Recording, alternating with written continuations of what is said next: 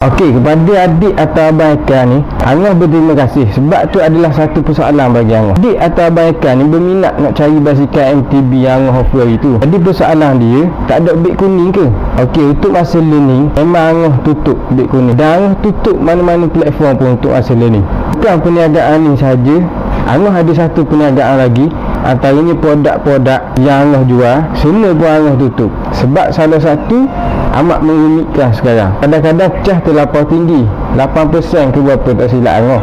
Adik-adik, abang-abang, kakak kena betul-betul ambil kira. Angah takut boleh menyebabkan kerugian. Kadang-kadang cecoh 12%, 18%. Kita utuh nipi dah. Tu Angah suruh ambil kira betul-betul. Takut termakan modal pula. Kita faham dengan keadaan sekarang. Ni semua orang nak murah. Kita jual pun memang tak pegang harga. Kita bukan nak berlawan dengan kedai-kedai, antara kedai-kedai. Sebab kena faham, negara ni kita bukan hanya bersaing dengan kedai-kedai, kita bersaing dengan kilang juga. Kilang-kilang pun jual dalam platform-platform. Itu masalah. Kita pun benih tali. Kita nak jual mahal ke ni? Bukan mahal ni maksud Angah mana. Sebab komitmen apa kan, kita kena ambil kira.